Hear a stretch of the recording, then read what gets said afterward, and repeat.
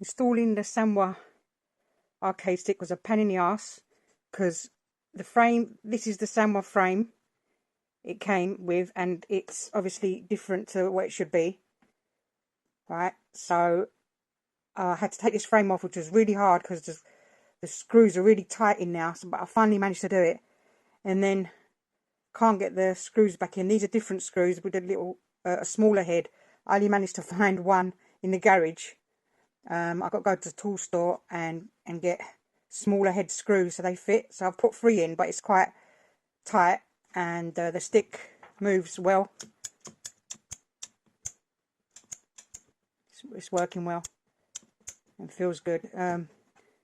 That's nice. These were the ones I had in there before.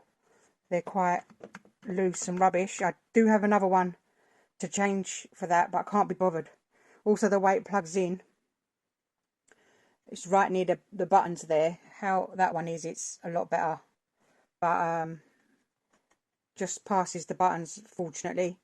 But when I get some proper screws, I'll change this one too. But you can see how wobbly that is compared to proper. Finally got it all back together. Sounding nice. It was skipping before, wasn't working, but now it's working just right. I still got to do my player 2.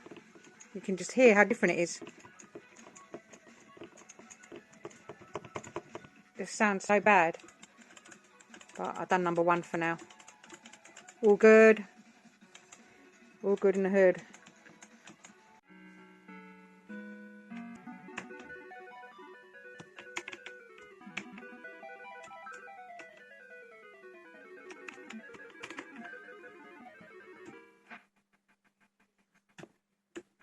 Oh, be quicker. Oh no, get out. Yay, I did it. I love this game. Let's see him die one more time.